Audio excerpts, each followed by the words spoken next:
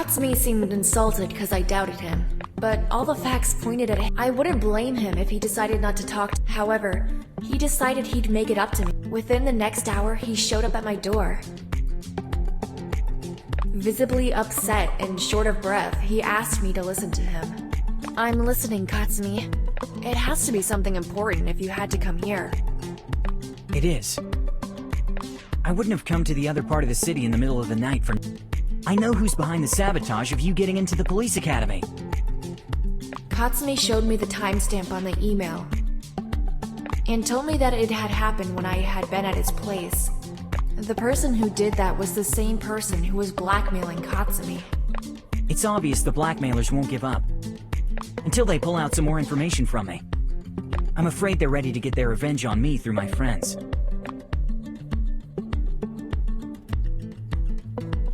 That's horrible! You have to stop them! I won't let it happen again. I'll do anything they ask me to do, even if it gets me behind bars. Nobody should suffer because of me. What are you going to do? Surrender to the police? No, I'll give them what they want. And what happens next? I don't know. Katsumi was truly sorry for his past mistakes. He was crushed and devastated, mostly because his mistake affected my life as well.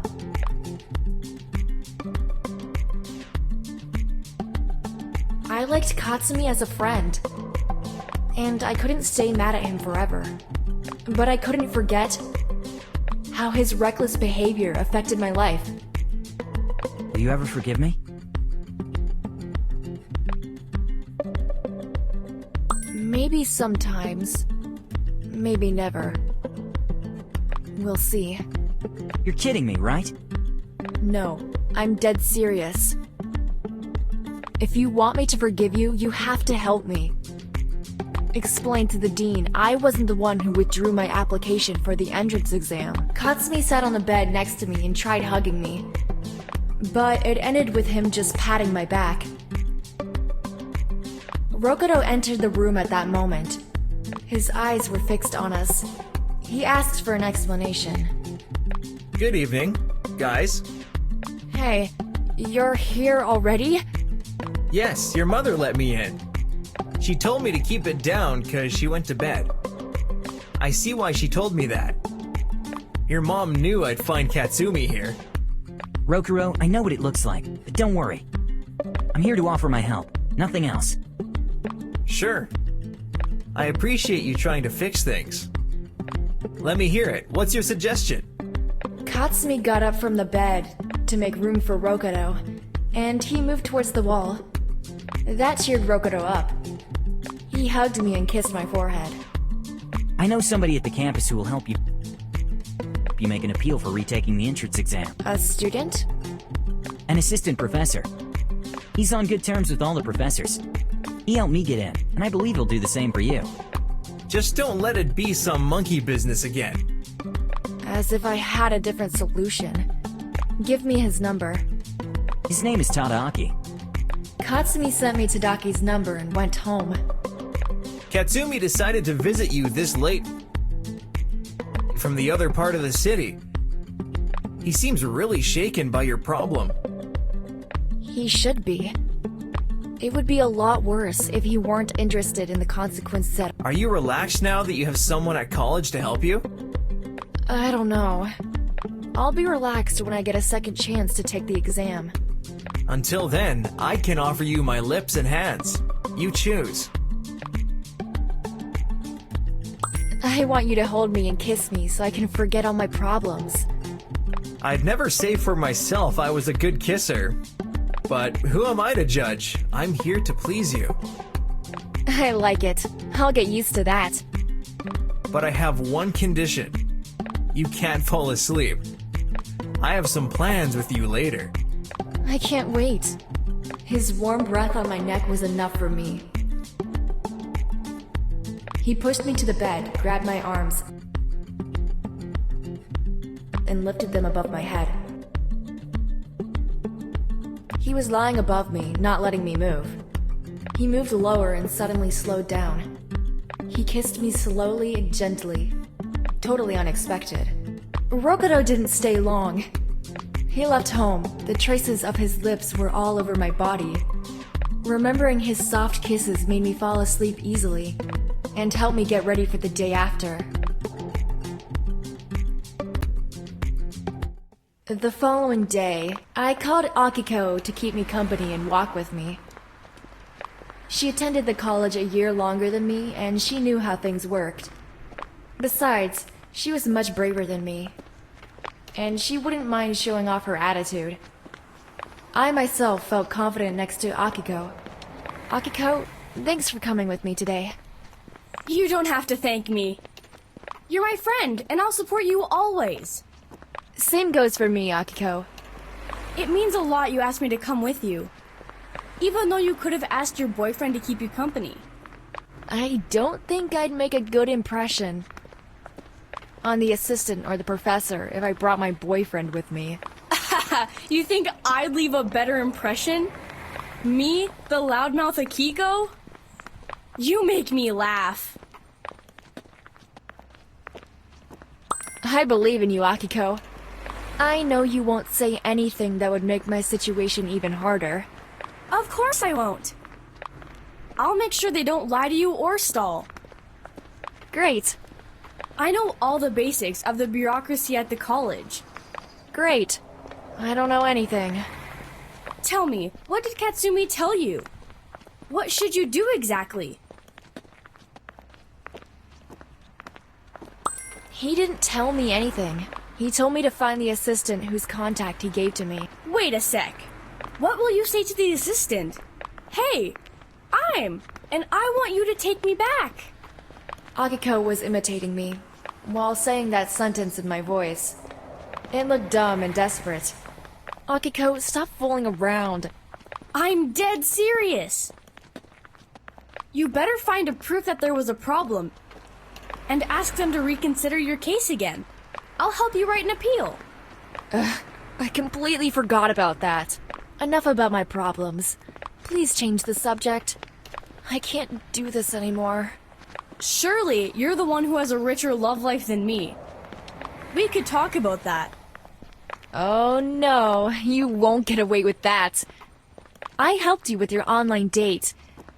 The least you could do is tell me some new juicy details. Well, I'm afraid I got a bit carried away. It is a long-distance relationship after all. I'm more for that than he is. What do you mean? Is he giving you the cold shoulder? No, he just avoids sending me his picture. I don't even know what he looks like. Oops, it could be anyone. He could even be a woman catfishing. No.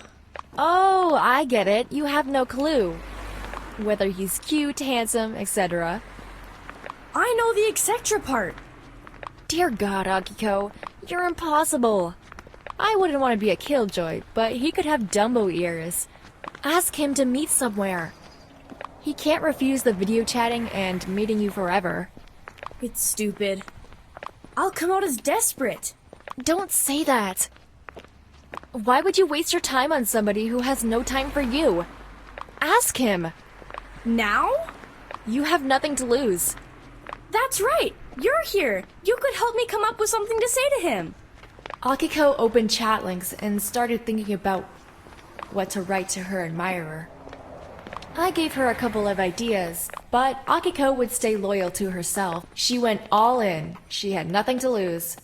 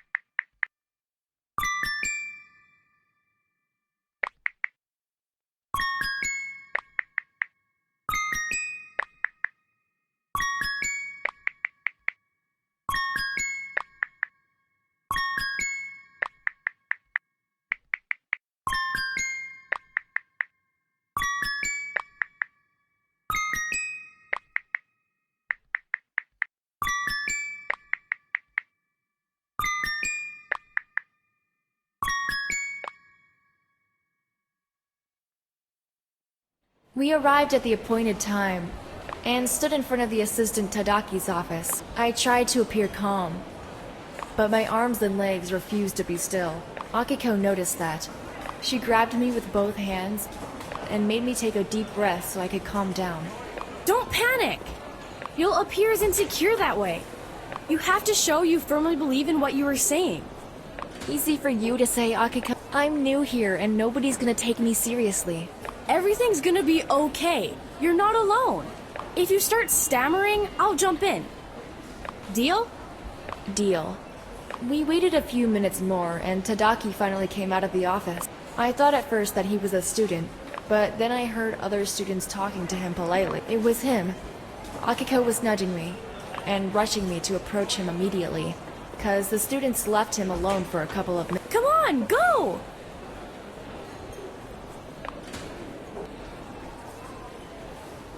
Wait a minute. I didn't think about what I want to say to him. Introduce yourself for starters. Tell him Katsumi sent you. I'll try. I approached Tadaki and tried drawing his attention to me, cause he was staring at his phone. Hello. I'm sorry for interrupting you. What? The exam's over. When the professor grades the test, the results will be hung on the bulletin board. I didn't wanna... Oh, let me try! Good afternoon, Tadaki. Tadaki looked at Akiko confusingly and turned pale. I almost laughed out loud, cause I thought Tadaki was afraid of Akiko. He gave Akiko another confused look, and then came to his senses and addressed us. Good afternoon, girls. Do I know you?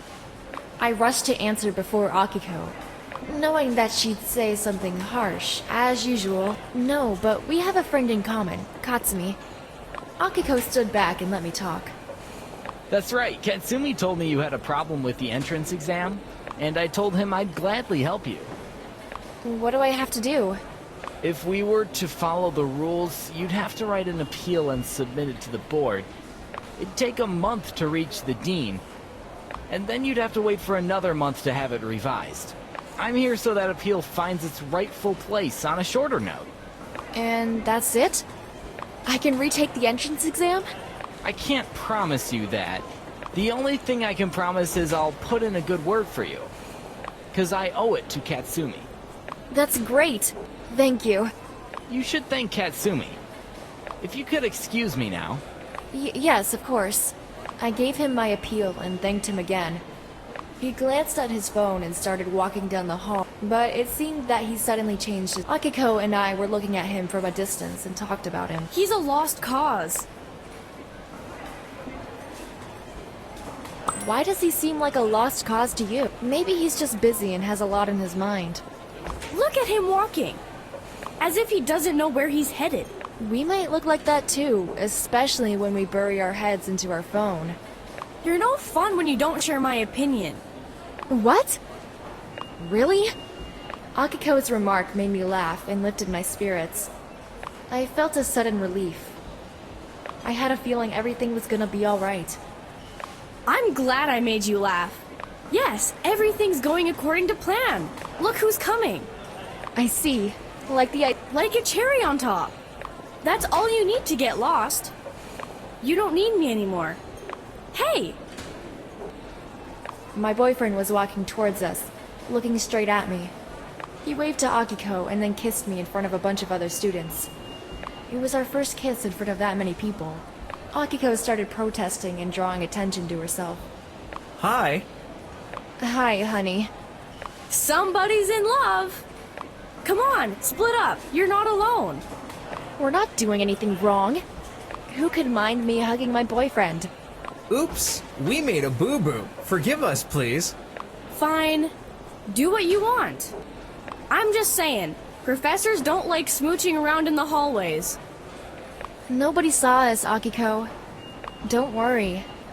Okay, you're a grown-up. You know what you're doing. If you'll excuse me now, my class is about to start. See you around, and good luck! Call me as soon as you have some news about... I will. Bye.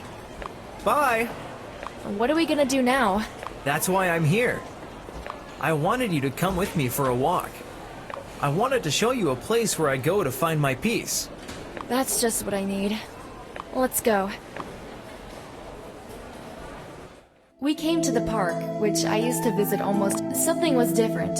Maybe it was his hand holding mine, what made the air warmer and trees greener. I was stunned by the sight of the park. I grabbed his hand and we both ran to the bridge. Come on, don't be slow. Take it easy, girl. We're not in a hurry. I know, but I feel so alive. I could run across this garden 1,000 times.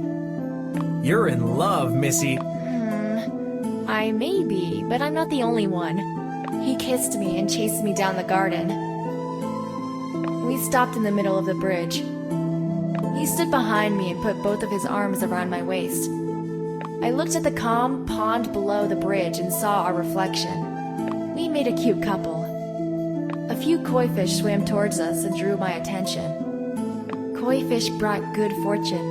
They were a symbol of love, as well as of strength and courage. He took a bag of fish food out of his pocket and spilled it over the water surface. A school of fish gathered around us. It was a magic. Now you know why I like spending my free time here. I could spend hours watching this pond full of koi fish. They're enchanting. They surely are. The legend says that koi fish swim upstream and up the waterfall to come to the Yellow River, where they turn into a dragon. That's what makes them special. I'd never say you were a type of guy who'd spend his days like this, alone in the park, lost in his thoughts. It seems like I'm just getting to know you. I have so much to show you, but one step at a time. I want to know more about you. What's the thing that fulfills you? What do you long for? I want to know so I could give you everything you want. You're full of surprises. Honey, you'll need a goldfish for that. Let's imagine we have a goldfish. Make a wish. I'd like to know what you wished for. I'd like to know what your wish was, too. I didn't make one yet. I did, and I could give you a hint. Come on, tell me. Don't leave me hanging. Look at me. Tell me, what do you see? I see a little devil who stole my heart, and who is now tempting me to open up to him. It looks like my wish is already coming true. My heart is already open for you, and it's so close to you. You can feel it. He took my hand and put my palm onto his chest. He let me feel his heart beating faster. He pressed his forehead onto mine and said in a soft voice that the moment were everything he had ever wanted and hoped for. He didn't have another wish, besides our hearts beating together as one. I closed my eyes and put my head on his shoulder, and I squeezed my hands into his pockets. We shared the love by standing with our arms intertwined, heart to heart. We crossed the bridge and continued walking around the garden. We sat on a bench and kissed, not minding all the people passing by. I suddenly felt him backing off and looking over my shoulder.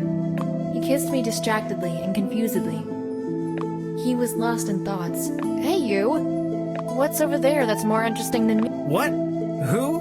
Nobody. You're strange. Did you see anyone you knew? My mom? No, I didn't. I'm imagining things. Both of our phones buzzed and it distracted us. While I was reading my text, he got up and started saying goodbye to me. It's late. I have to get going.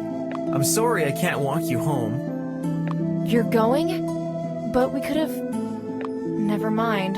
He ran away like somebody was chasing him. Never run after boys. That's what my granny used to say.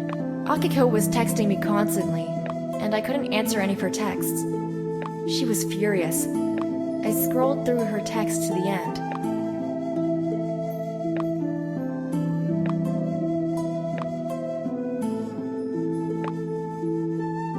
Oh no!